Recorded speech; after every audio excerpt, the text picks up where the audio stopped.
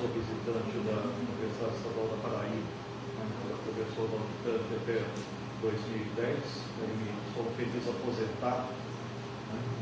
Aposentei em 2010 e estou passando tempo lá na Paraíba agora. E eu escolhi para falar para vocês hoje 4 temas de diferentes épocas da história da física. E é claro que o objetivo não é falar sobre tudo, né, desde Adão e Eva até século XX, porque a gente precisaria de muito mais tempo. Né? Você para toda a história da física na graduação, eu tenho 3 semestres com 4 horas por semana, então são 180 horas. Né? Hoje a gente tem 6 horas, então é 3% do tempo que eu tenho normalmente. Né? Eu peguei alguns temas, né, para abordar e para passar uma certa mensagem a respeito de história da ciência e sobre como estudar e como ser um pouco crítico em relação ao que a gente costuma ver. O nosso primeiro tema aqui é Arquimedes, né? E a gente vai falar um pouco, primeiramente, sobre a própria questão de história da física, como que isso está presente atualmente, depois entrar no assunto. Bom, então, a história da ciência é uma coisa que tem se tornado cada vez mais importante dentro da área de ensino. Vocês pegam o Google, né, colocam em português, entre aspas, né, história da física, dá 161 mil resultados. Então, o que isso significa? Né? Tem 161 mil páginas falando sobre história da física em português. Né? Claro que pode ter mais. Né? Para que não aparece a expressão exata história da física, né? Mas para a história da ótica, história mecânica, não vão aparecer aqui. Desses 161 mil resultados, 102 mil contém as palavras ensino ou educação. Isso significa que a história da física está aparecendo dentro do contexto de ensino, de educação. Por quê? Porque há um interesse muito grande, recentemente, em utilizar a história da ciência como uma ferramenta educacional. Né? Ela está aparecendo, então, de forma cada vez mais frequente nos livros didáticos, né? Tanto o ensino médio, principalmente o ensino médio. Né? E a própria presença de conteúdos de história da física nos livros didáticos é utilizado como propaganda, como indicador de que o livro é bom, é interessante de ser utilizado. Então, se vocês pegarem algumas obras comuns aí de física para ensino médio, né? Então vai aparecer algumas coisas do seguinte tipo, né? Biografias breves de cientistas, várias leituras invocando a história da física, né? Faz parte da propaganda oficial desse livro daqui. Né? Esse daqui, Física, História e Cotidiano, né? Livro para ensino médio. Né?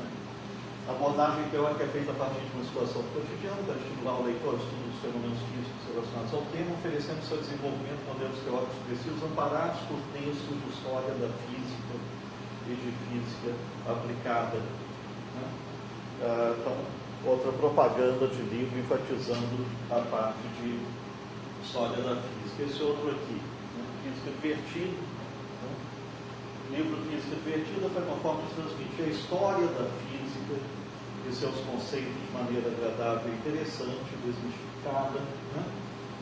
Desmistificando a terrível impressão de que ela é uma ciência maçante e repulsiva. Então, basicamente, usar a história da ciência para a coisa ficar menos chata. Né? Cada tópico fala sobre os grandes criadores da física e suas descobertas, e ainda sobre histórias que servem esse maravilhoso mundo. Então, há muito tempo, né, que se usa história da ciência no ensino, né? E a gente poderia dar uma opção de outros exemplos, mas isso tem se tornado cada vez mais forte, porque por causa de uma indicação governamental. Né? Então todo faz curso de física e futuramente vai ser professor, tem que estar ciente disso, né? Que a história da ciência a introdução à história da ciência no ensino é uma recomendação do Ministério de Educação e Cultura, né? Então foram elaborados os parâmetros curriculares nacionais para o ensino médio. Isso começou no final do século XX, depois no início do século XXI, 2002, 2003, foi sendo reelaborado, etc. Né? E dentro dessas normas para ensino médio, se enfatiza muito o uso de conceitos de história e filosofia da ciência no ensino. Né? Então, isso provavelmente os governos mudam e as orientações mudam, né? Mas aparentemente, né, como sobreviveu a passagem de Fernando Henrique Cardoso para Lula, né, está continuando, então é uma tendência provavelmente vai ficar, e que é uma tendência internacional, né, de que o uso de história da ciência pode ser uma coisa útil para ensinar a ciência e ensinar a física em particular. Né? Então, os dois documentos, né, básicos que todo mundo que faz licenciatura estuda são esses dois aqui. Bom, e de fato, a história da ciência pode ser útil, né, na educação, mas também pode ser prejudicial. Né? Isso é uma coisa, então, que através dos exemplos que eu vou trabalhar, vocês vão ter uma ideia disso. Por quê? Exatamente essa tendência que eu mostrei ali nas propagandas dos livros didáticos. O objetivo é tornar, por exemplo, as aulas mais divertidas, mais interessantes, né? E muitos professores, então, ficam contando histórias engraçadas, né, relacionadas à história da ciência, para tornar as aulas mais leves e tal. Então, contam histórias como que a gente vai discutir agora, de Arquimedes e coroa do rei, né? O Arquimedes correndo pelado pela torre de Siracusa, esse negócio, a maçã caindo na cabeça do Newton, descobrindo a gravidade. Né? E esses tipos de lendas, né, que fazem parte do ensino de física, e vocês já devem ter sido vítimas disso muitas vezes, né? Eu espero que não sejam repetidores disso depois do que eu vou mostrar para vocês hoje, né? São coisas que podem prejudicar muito a formação dos estudantes, porque as histórias costumam ser falsas, né? Sem nenhum fundamento, né? Distorcendo a história da física e passando mensagens equivocadas sobre o que é ciência. Né? Então, se a pessoa ouve essas lendas, né? Muito bem, então Newton estava dormindo debaixo da maçã, caiu a maçã em cima da cabeça dele, ele descobriu uma coisa. Tá, então o que a gente está fazendo aqui nessa sala? Né? Por que a gente não vai, então, dormir debaixo de uma árvore, preferivelmente uma jaqueira, né? Para cair uma jaca na cabeça, a gente vai descobrir uma teoria muito melhor. Né? Então, passa uma visão estranha sobre o que é o trabalho do cientista e qual é a preparação que o cientista deve ter. Né? Então, vamos primeiro trabalhar com um exemplo em que eu vou enfatizar esse aspecto assim, de distorção das coisas, que é uma história que vocês já devem ter ouvido falar, né? Da versão popular a respeito de Arquimedes e a coroa do rei, né? É uma história sobre como Arquimedes descobriu a falsificação de uma coroa de ouro, né, do rei Heron de Siracusa. Né? Qual que é, em primeiro lugar, a lenda? E é o que vocês vão encontrar normalmente nos livros didáticos, na internet e talvez já tenham ouvido em aulas. Né? Então tinha um rei, isso aqui seria século III a.C. Né? O rei Heron mandou fabricar uma coroa e forneceu ouro puro do tesouro real para um artesão, para ele fazer a coroa. Né? Recebeu a coroa e ficou em dúvida, né, se o artesão tinha usado de fato aquele ouro puro ou se tinha misturado outros metais ao ouro e ficado uma parte do ouro para ele. Né? Porque você pode misturar uma proporção grande de prata a ouro e o ouro continuar com a mesma cor. né? Pela cor não dá para identificar, né? Pelo brilho, etc. Tá. Como é que ele poderia saber se a coroa tinha sido falsificada ou não? Então, tinha em Siracusa um sábio, né, Arquimedes. O rei chama Arquimedes e encarrega de descobrir, sem destruir a coroa, se ela era de ouro puro ou não. Por que sem destruir a coroa? Claro que derretendo a coroa, fazendo uma análise, etc., poderia tentar descobrir se era de ouro. Mas aí retornava ao mesmo problema. Vamos supor que descobrisse que era de ouro puro. Ok. Então o artesão fez nada de errado. Aí tinha que de novo dar o ouro para outra pessoa para fazer a coroa e começava tudo da estaca zero. Não adianta destruir a coroa. Né? E como é que você vai saber se a coroa é de ouro puro ou não? Então, pela física da época, né, o problema podia ser resolvido sabendo-se a densidade da coroa, sabendo a densidade do ouro puro, porque era o metal mais denso conhecido na época, né? Então não tinha nada que pudesse ser misturado ao ouro junto com a prata para manter a mesma densidade. Qualquer outro metal que você misturasse, cobre, costuma se misturar no ouro, cobre, prata, então a densidade vai diminuindo. Então, se não tiver a densidade máxima, é porque houve uma determinada mistura.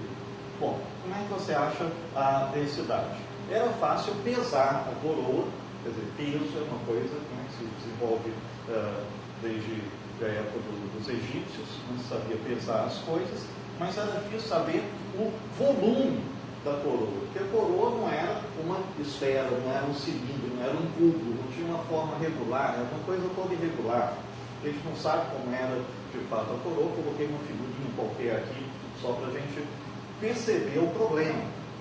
Nós esperamos que a coroa fosse assim. Ok, como é que você pode achar o volume dessa coroa para determinar a densidade, saber se é ouro puro ou não? Não dá para usar nenhuma fórmula, né, geométrica para achar o volume de um troço desse tipo, né?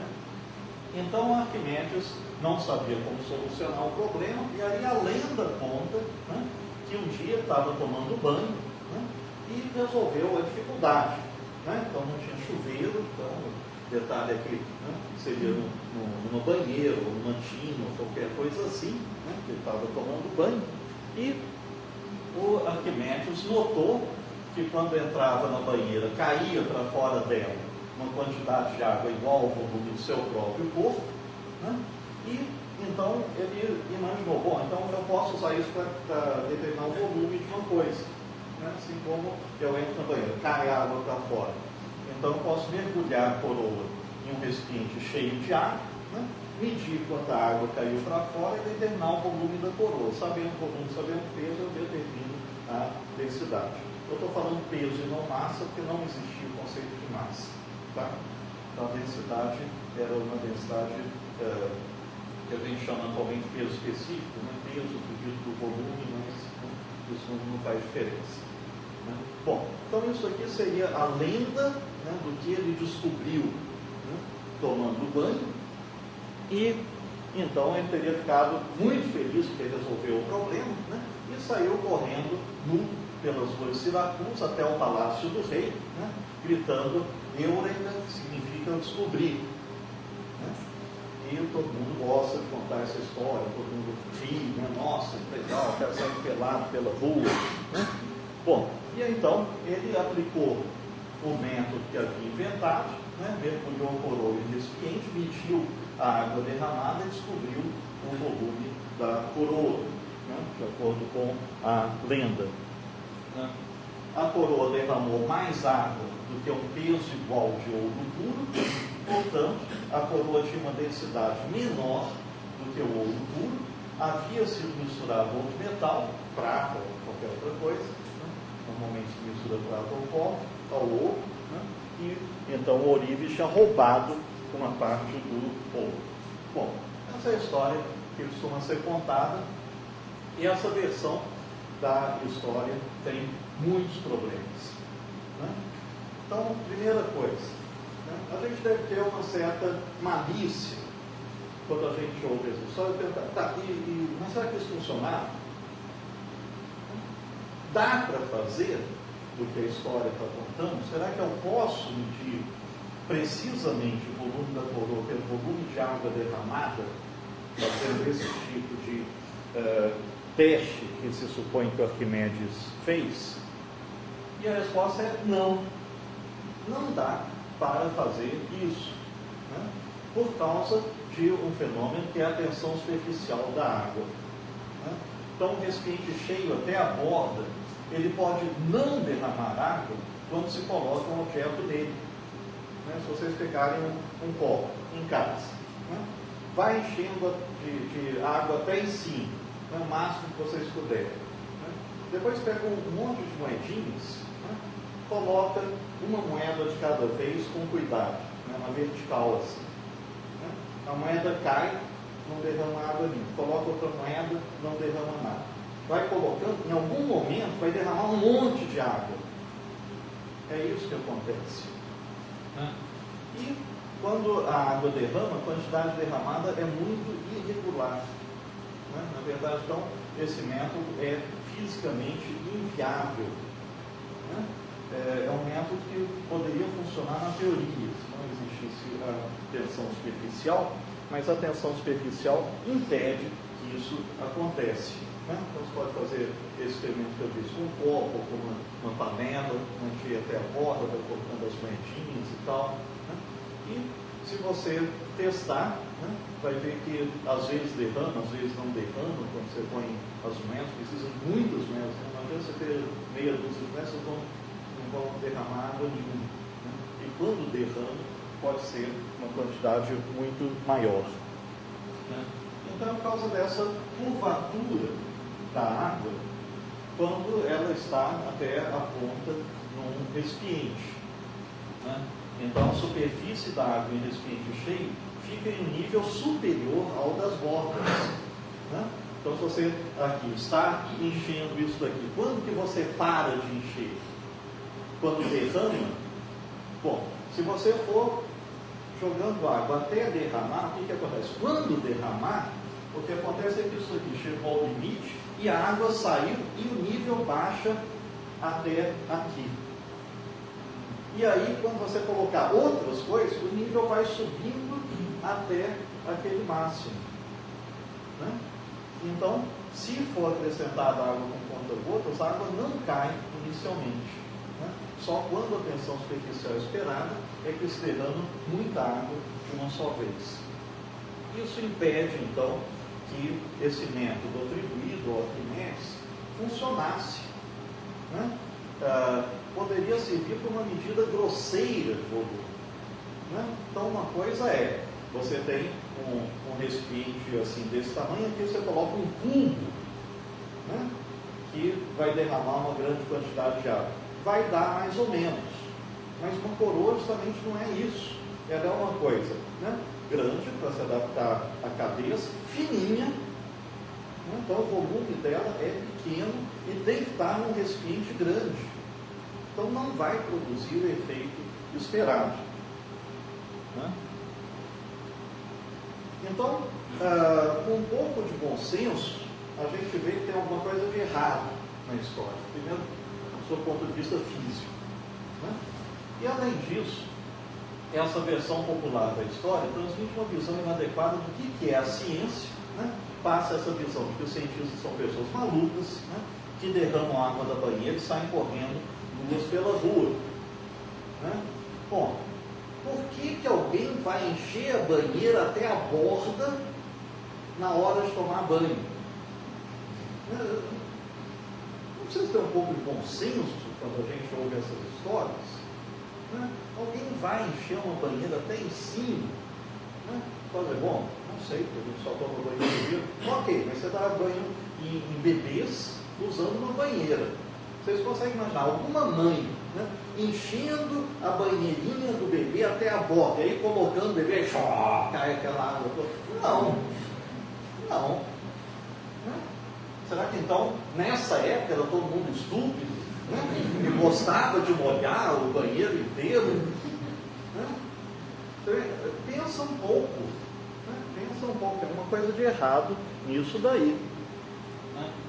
e outras mensagens inadequadas que essa versão transmite e que a ciência promete por descobertas acidentais. Né?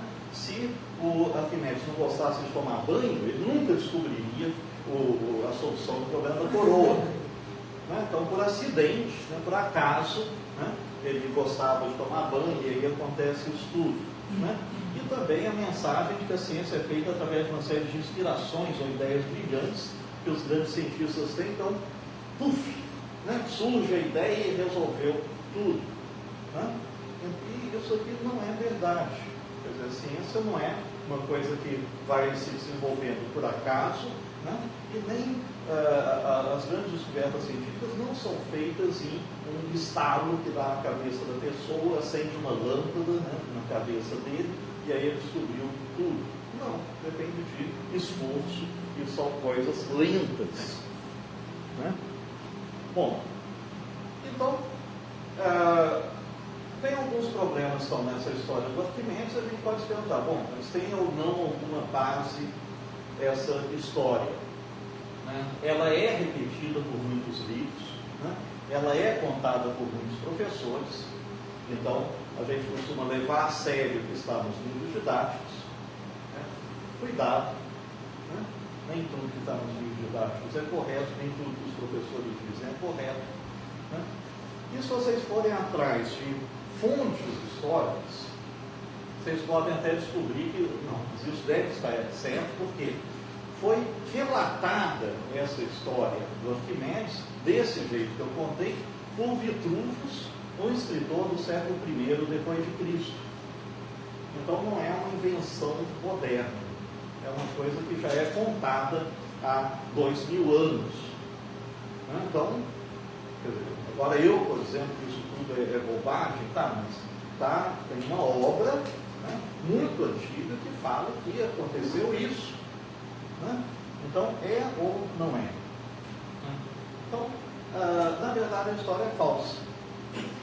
É falsa e não adianta a gente dizer, tá, mas tem essa obra daqui. Sim, ela foi escrita 4 séculos depois de Arquimedes. É a mesma coisa que agora você contando uma coisa que ocorreu no primeiro século depois da descoberta do Brasil. Né? Você se lembra do que aconteceu? Né? Então, né, é um tempo grande. Né? Então, primeiramente, o que o Arquimedes de fato descobriu? Né? Ele notou que ficava mais leve dentro da água, mais leve no sentido intuitivo. Né? Ele estudou esse efeito, né? Mostrou que o empuxo era igual ao peso da água deslocado, né? E medindo o empuxo é possível determinar o volume do objeto com grande precisão. E isso é o que a gente chama até hoje de princípio de Arquimedes. Tá? O princípio de Arquimedes não é que quando você entra na banheira cai o volume de água igual ao seu volume. Né? Qual que é? É um princípio justamente que fala sobre empuxo, né? Sobre a força que surge, né, de baixo para cima quando o objeto é mergulhado na água. Ok. Saber que a pessoa fica mais leve dentro d'água, entre aspas, né? Todo mundo sabe. Né? Você vai nadar, ou você flutua numa piscina, né? Flutua num lago, qualquer coisa. Ok, todo mundo sabe disso. Não precisava de um Arquimedes para descobrir isso. Né? Agora, ele estudou esse efeito e mostrou que o empuxo era igual ao peso da água deslocada, teoricamente. E existe a obra em que ele faz isso. Foi conservada uma obra de Arquimedes em que ele estuda o empuxo produzido pelos líquidos. E é um argumento puramente teórico, não é fazendo experimentos que ele chega a isso. Que é outra ideia falsa que a gente tem, de que a ciência só se desenvolve fazendo experimentos. Não é. Arquimedes era um grande matemático e teórico. Né? Qual é a análise teórica que ele faz? É praticamente a mesma coisa que a gente apresenta nos livros didáticos, quando vai demonstrar o princípio de Arquimedes. Né? Então ele imagina um líquido, né? Imagina uma piscina, qualquer coisa assim, uma água, né? Então você separe teoricamente, né, uma parte desse líquido. Né? Para nós fica mais fácil você imaginar, bom, pegue um plástico transparente, né? Coloque lá dentro, cheio de água, e está dentro da água também. Ok. Então, essa quantidade de água, ela não está nem subindo, nem descendo, nem indo para o lado, ela está em equilíbrio. Então, a resultante das forças sobre essa água é zero. Ela tem um peso.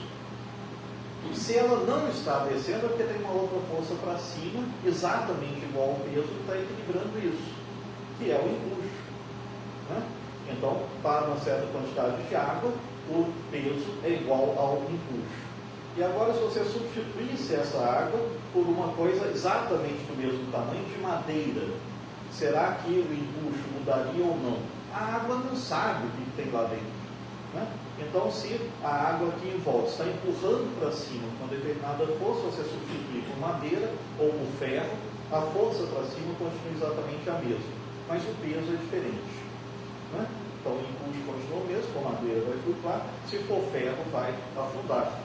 Né? É o tipo de análise que ele faz, teoricamente, né? E vai concluir que sempre o empuxo é igual ao peso da água deslocado pelo objeto. E então, medindo o empuxo, você pode determinar o volume do objeto com grande precisão. Por quê? Porque o peso você mede com grande precisão. Isso já era feito desde a antiguidade. Então, utilizando uma balança simples, a gente pode equilibrar a coroa com um peso igual de ouro. Né? Então você pega a coroa pendura, né, uma balança de braços iguais. E aqui você tem ouro puro do tesouro do rei, né? E você vai cortando, tirando, acrescentando pedacinhos até ficar em equilíbrio. Então os dois pesos são iguais. Agora você coloca dentro da água. Se continuar em equilíbrio, quer dizer que os empuxos são iguais.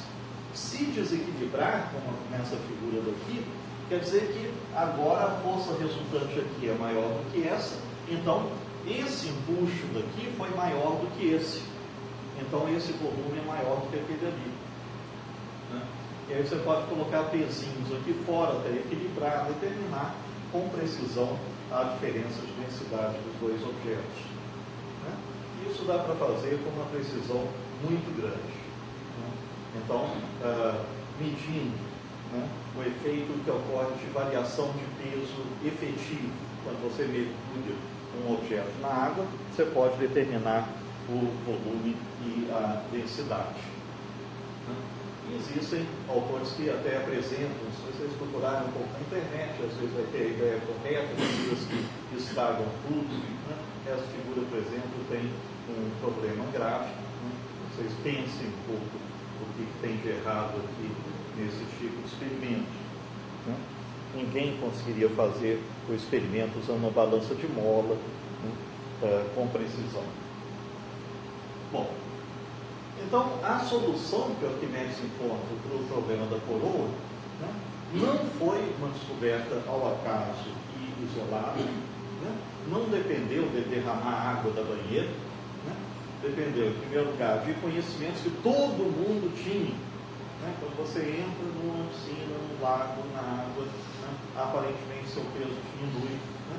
E de fazer estudos a respeito disso, raciocinando, etc., né? A respeito de mecânica e hidrostática.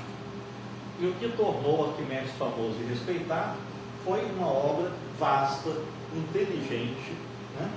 Cheia de demonstrações matemáticas e raciocínios cuidadosos e sofisticados. É por isso que a gente respeita o Arquimedes. A gente tem algumas, nem todas, mas a gente tem algumas das obras dele que foram conservadas, e é um senhor pensador matemático físico. Né? Um cara que deve ser respeitado por aquilo que de fato ele fez, e não por causa dessas lendas bobas. Bom, e quem quiser ver mais detalhes, referências bibliográficas, etc. Então, essa história foi publicada num trabalhinho que está num livro disponível na internet. Né? As coisas que eu estou apresentando tem disponíveis no site do nosso grupo na USP. Depois, no último slide, vai aparecer o endereço do site. Né? Então, determinada época eu militei com essas versões todas que apareciam, e fiz um estudo e publiquei alguma coisa a respeito disso. Isso foi incorporado num livro publicado pelo MEC, que o livro inteiro é disponível em PDF aqui no portal do MEC. Tem um livro, sei lá, 150 páginas, mais ou menos, com alguns textos úteis para o ensino de física, né, no nível médio. Bom, mas vamos falar um pouquinho mais a respeito da moral da história. Né? Então, primeiro, nem tudo que se encontra nos livros didáticos é autêntico. E essa é uma má notícia. Uma má notícia. Vocês talvez já tenham ouvido falar que existe periodicamente uma análise que é feita pelo Ministério da Educação dos livros didáticos. Né? Então, chama-se, né, professores nas universidades do Brasil, se reúnem, né, pegam os livros didáticos de ensino médio, cada área, né, examinam, fazem um relatório. Bom, essas análises que são feitas não discutem, por exemplo, o conteúdo de história da ciência. Vão discutir essencialmente se as leis físicas apresentadas estão corretas ou não. Né? E essa análise que é feita era mais rigorosa 10 anos atrás, agora ela é mais frouxa. O que quer dizer isso? Na década de 1990, quando começou a haver esse tipo de análise pelo Ministério da Educação, né, o coordenador dessa atividade do MEC era o professor Nélio Biso, da USP, Faculdade de Educação da USP, e o Nélio era linha dura. O que quer dizer linha dura? Ele pegava o pessoal e pode meter o pau. Então reunia o pessoal redigia, né, uns relatórios assim, ultra críticos dos livros didáticos, isso era publicado. Né? Então todo mundo ficava sabendo, quem quisesse, né, os erros que os livros didáticos tinham, e os livros estavam cheios de erros, automaticamente o MEC não dava nenhum dinheiro para comprar esses livros e distribuir nas escolas. Bom, mas mexeu com o poder econômico. Né? E aí as editoras, o que fizeram? Derrubaram o Nélio Biso, ele saiu da comissão, e conseguiram fazer com que as regras fossem mudadas. Então as regras atualmente são o quê? A comissão redige um parecer que é secreto, não pode ser divulgado. Circula apenas dentro do Ministério. Né?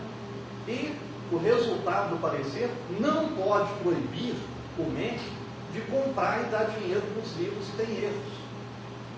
Então não serve mais para nada essa avaliação que é feita aqui. Tá? A editora muda ou não, se quiser, aqueles erros que foram detectados. E especificamente no caso de história da ciência, esses erros nem chegam a ser discutidos. Tá? Então não é por causa de uma historinha, está num livro que vende a peça, está por aí, que é distribuído nas escolas com dinheiro do Ministério da Educação, que aquilo lá seja correto. Né? E então, muitas das histórias mais conhecidas e divulgadas são lendas sem fundamento, e quem não tem um conhecimento profundo, né, arrisca-se a ensinar uma história da ciência falsa. Né? Então, o professor pega aquele livro didático, vai todo feliz para a sala de aula e repete o que está lá e vai transmitir coisas que estão erradas. Né? E isso vai se tornando cada vez mais grave, exatamente por causa do que eu disse, que o uso de história da ciência no ensino médio está crescendo, por recomendação do governo. Né? E então, quem quer ensinar a história da ciência deve antes aprender história da ciência. Né? Isso parece óbvio. Né? Então, você faz um curso de universitário de física para poder ensinar física. Ok. Quantas horas de física e matemática tem um curso de graduação? Mais ou menos 2.500 horas Vocês sabiam que vocês têm 2.500 horas aproximadamente de aula de física e de matemática na formação de vocês? Ok. E aí, supõe-se que você aprende razoavelmente, né, as coisas que se vai ensinar. Ok. E se você vai ensinar a história da ciência no meio das suas aulas, você tem quantas horas de aula de história da física mesmo? Das 2.500? Em geral, nada. Né? Quando tem, nas universidades que tem, são 60 horas. Né? Não dá para aprender grande coisa. Bom, então a gente tem um problema grave de que, embora a história da ciência possa ser útil, ela pode ser prejudicial e tem sido mais prejudicial do que útil, porque ela é ensinada de um modo errado. Né? E quem quer ensinar uma história da ciência correta deve se basear em livros e estudos históricos bons. Né? Um bom livro histórico, ele é profundo, é detalhado, fiel à realidade histórica e bem fundamentado. Quer dizer, ele se baseou em fontes adequadas para dizer o que ele está dizendo. Então, um bom historiador da ciência dedica anos de pesquisa ao assunto, estudando centenas de artigos e livros de dois tipos. Né?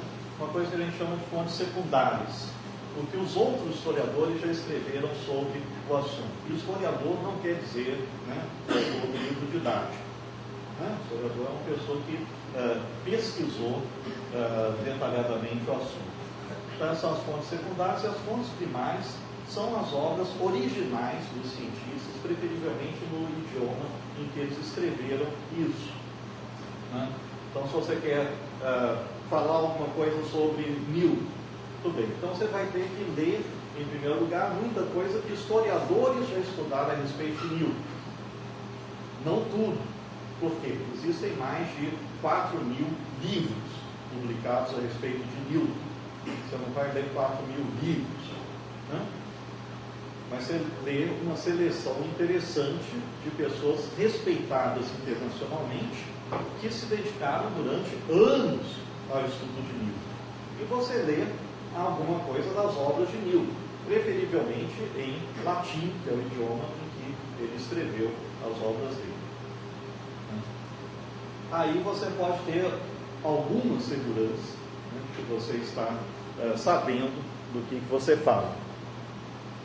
E quando você pega então um trabalho sobre história da física, né, pela análise do currículo do autor e da bibliografia utilizada no livro, é geralmente possível avaliar o trabalho, se esse trabalho é adequado ou não.